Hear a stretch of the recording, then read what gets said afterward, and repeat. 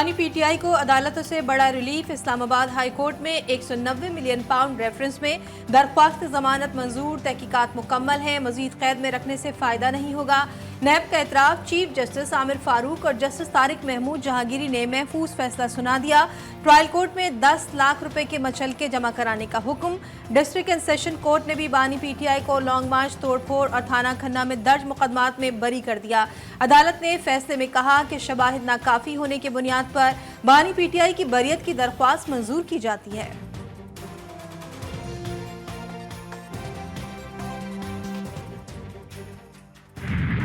साहब पाकिस्तान में अलहदा किस्म के सियासी रहनुमा है, हैंडसम है, उनके लिए और चीजें 190 million open and shut case है। मामला ये ओपन एंड शट केस है, इस पे किसी का ये तो सारे का सारा फाइलों में है। और 62-63 में वो लोग हिसाब कर रहे हैं जो खुद 62-63 पर पूरे नहीं उतरते। अदलिया से बानी पीटीआई को अब भी खास किस्म की रियायत मिल रही है।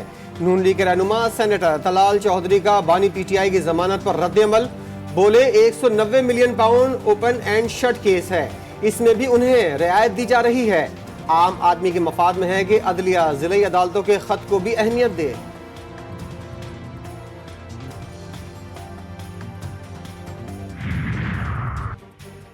गवर्नर सिंध ने भी बानी पीटीआई के जमानत के फैसले पर सवाल उठा दिया। कामरान खन टिसोरी कहते हैं, लाडलो के फैसले हर दूसरे दिन कैसे आ रहे हैं। आज अदलिया की तरफ से एक फैसला आया जिस पर कौम परेशान है। सुबह शाम फैसले बदलेंगे तो पाकिस्तान कैसे चलेगा। अदलिया ऐसे फैसले ना करे जिससे 10 साल बाद निदामत हो।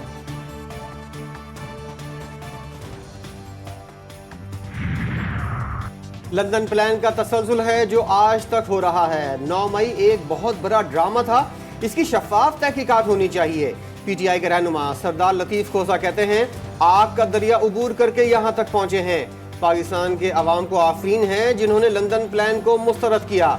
जस्टिस बाबर सत्तार पर दबाव डालने पर अटॉर्नी जनरल और वजीर कानून मुस्ताफी हों।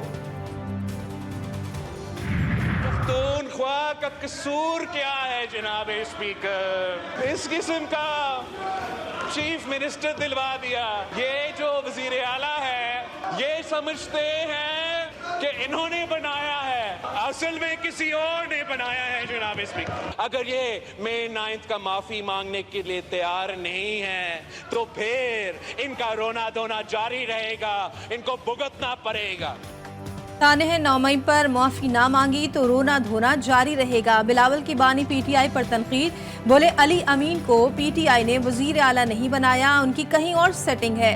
चेयरमैन पीपल्स पार्टी का वजीर आजम से गंदम स्कैंडल के जिम्मेदारों के खिलाफ एक्शन लेने का मुतालबा। बोले शहबाज शरीफ तलाश करे कि वो कौन से बुजरा और सेक्रेटरीज थे जिन्होंने गंदम बिला जरूरत दरामद की और अब वो कौन है जो गंदम बरामद नहीं करने दे रहे।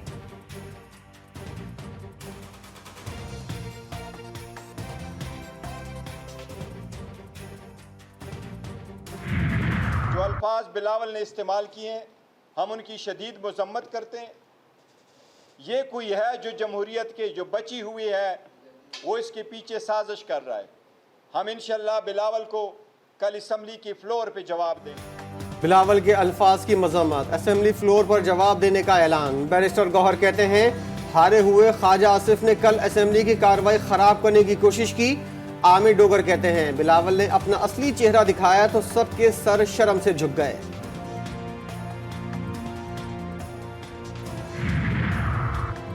मौलाना का हुकूमत से इस्तीफे और दोबारा इलेक्शन कराने का मुतालबा। सरबराह जमीयत उलमा इस्लाम फजलुर रहमान कहते हैं, ऐसे इलेक्शन चाहते हैं जिनमें इस्टेब्लिशमेंट का कोई रोल ना हो।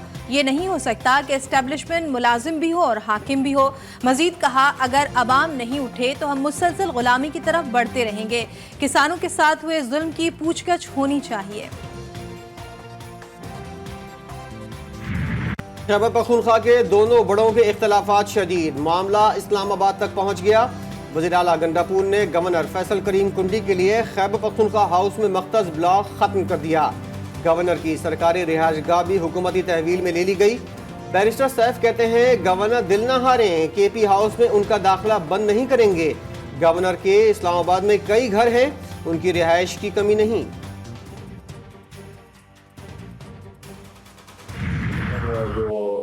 होते हैं जो पार्लियामेंट के हिस्सों में या ब्यूरोक्रेसी होती है, CM होते हैं, वो होते हैं, वो कॉन्स्टिट्यूशन के मुताबिक ही कराता हूँ। मैं तो अगर मुझे कोई पसंद नहीं है उसके मैं दाखिल बंदी नहीं करता। हम इंशाल्लाह बेहतरी की तरफ जाएंगे, तरक्की की तरफ नहीं जाएंगे।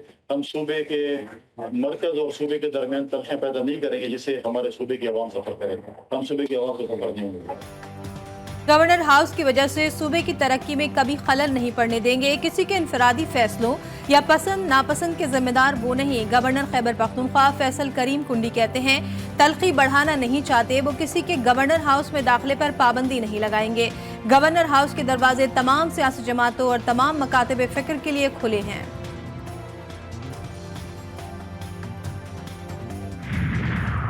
विफाकी हुकूमत को दो टोक पैगाम। आज रात तक लोड शेडिंग में कमी का अल्टीमेटम। वज़ीर आला पख्तूनख्वा कहते हैं अगर रिलीफ ना मिला तो पेस्को ऑफिस जाकर बैठूंगा।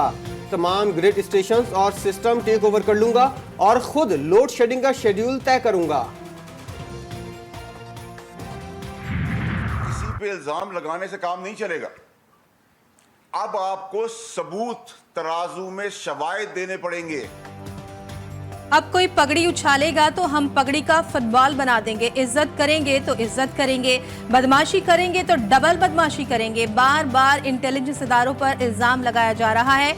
ना करें ऐसे काम जिनका कोई फायदा नहीं। सेनेटर फैसल वावदा की न्यूज कॉन्फ्रेंस कहते हैं झंडे के साथ डंडा इसीलिए लगा है, इस डंडे की प्रोटेक्शन भी हमें करनी है।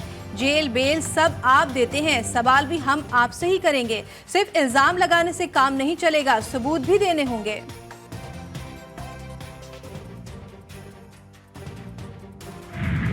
जो कंप्लेनेंट है वो अपनी जो है वो लेके जाएगा गुजारिश। वो कहेगा कि जी मुझे ये मेरी हद तक हुई है, ये मेरे पर झूठा इल्ज़ाम लगाया गया है, और उसके ऊपर जो है वो ट्रिब्यूनल के जो जज साहब हैं वो नोटिस जारी करेंगे। ये एक ट्रांसपेरेंट, स्पीडी और टाइमली एक टाइम फ्रेम के साथ इस पूरे एक्ट को चलना है।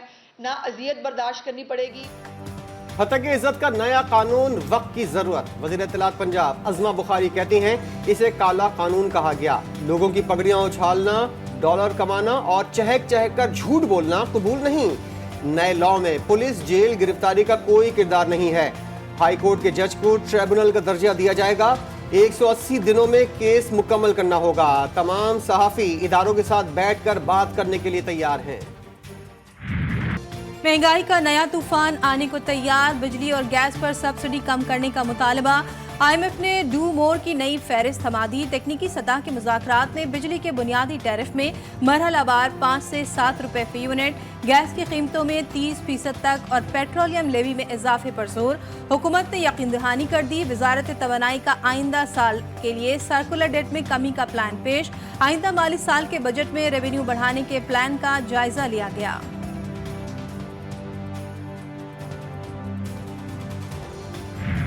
महंगाई की चक्की में पिसे आवाम के लिए अच्छी खबर। आलमी मार्केट में तेल की कीमतों में कमी के असरात पाकिस्तान पर भी पड़ने का इम्कान।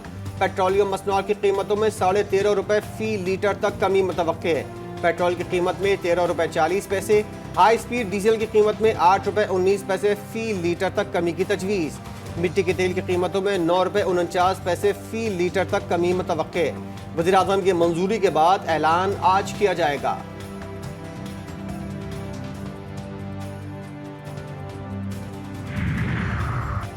स्टॉक मार्केट में पहली बार 100 इंडेक्स 75,000 की हद अबूर कर गया।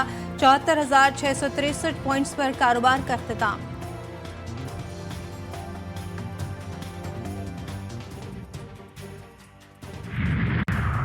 वज़ीर ममलिकत बराए IT शिज़ा फातिमा से अमरीकी सफ़ीर डोनाल्ड ब्लूम की मुलाकात। शिज़ा फातिमा ने कहा कि ख्वाहिश है पाक अमरीका IT और टेलीकॉम सेक्टर में ताल्लुकात मजबूत और मुस्तहकम हो। अमरीकी सफ़ीर ने कहा पाकिस्तान के साथ IT और टेलीकॉम सेक्टर में मुकम्मल ताउन करेंगे।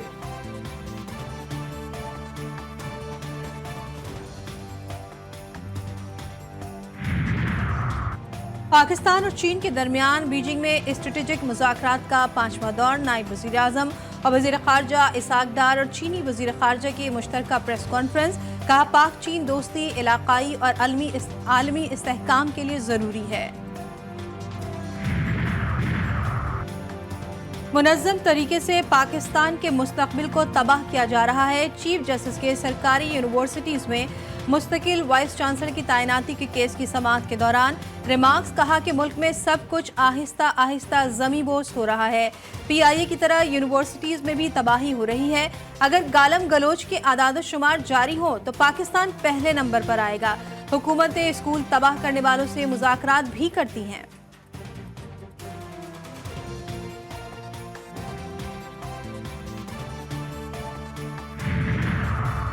इस्लामाबाद हाई कोर्ट का लापता शायर अहमद फरहाद को कल अदालत में पेश करने का हुक्म। बंदा ढूंढ कर लाएं। जस्टिस मोहसिन अख्तर कियानी ने SSP ऑपरेशन को मुखातिब करके रिमार्क्स दिए।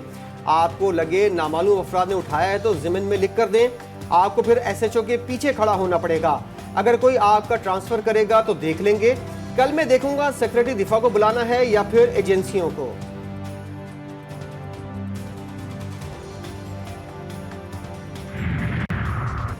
बलूचिस्तान में ज़राई ट्यूबवेल 1 माह में शमसी तवानाई पर मुंतकिल किए जाएंगे।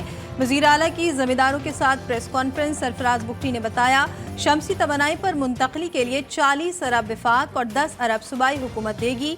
1 माह तक केस्को ज़मींदारों को रोज़ाना 6 घंटे बिजली फराहम करेगा।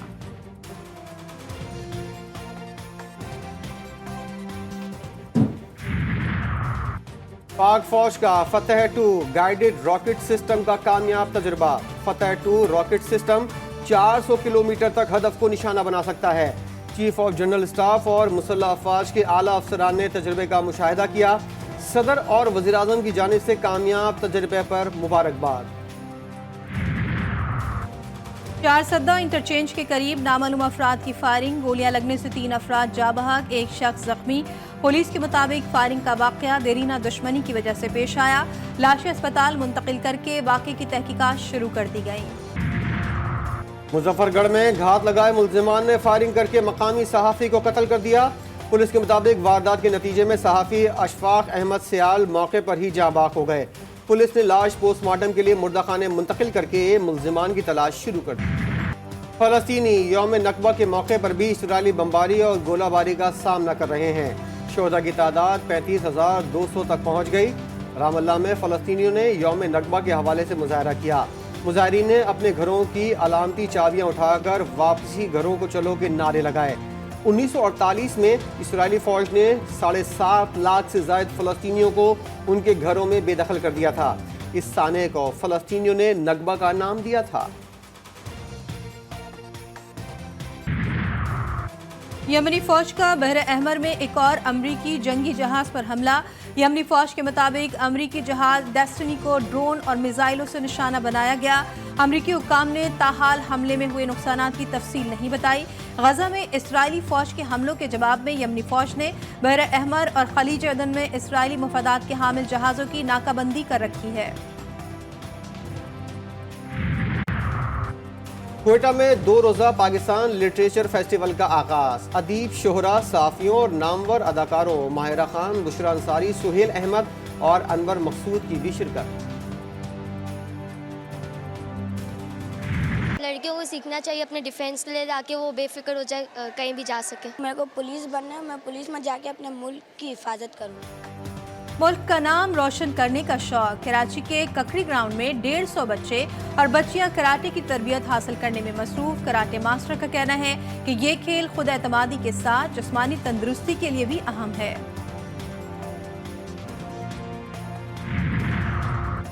कौमी टीम इंग्लैंड के खिलाफ भी फतह के लिए पुरअज़म। बाबर आजम कहते हैं आयरलैंड के खिलाफ सीरीज से कारकर्दगी में बेहतरी आई, रिजवान और फ़ख्र नुमाया रहे। इमाद वसीम मुश्किल सूरत हाल में अच्छी बॉलिंग करते हैं, कोशिश होगी इसी कारकर्दगी को बरकरार रखें। और मज़ाहिया अदाकारी में नई जहतें मुतारिफ कराने वाली मारूफ व मकबूल अदाकारा बुशरा अंसारी ने जिंदगी की 68 बहारें देख ली। बुशरा अंसारी को शोहरत PTV के प्रोग्राम 50-50 और आंगन टेढ़ा से मिली। कई फिल्मों में किरदार निगारी की, टेलीफिल्म में भी अदाकारी के जौहर दिखाए।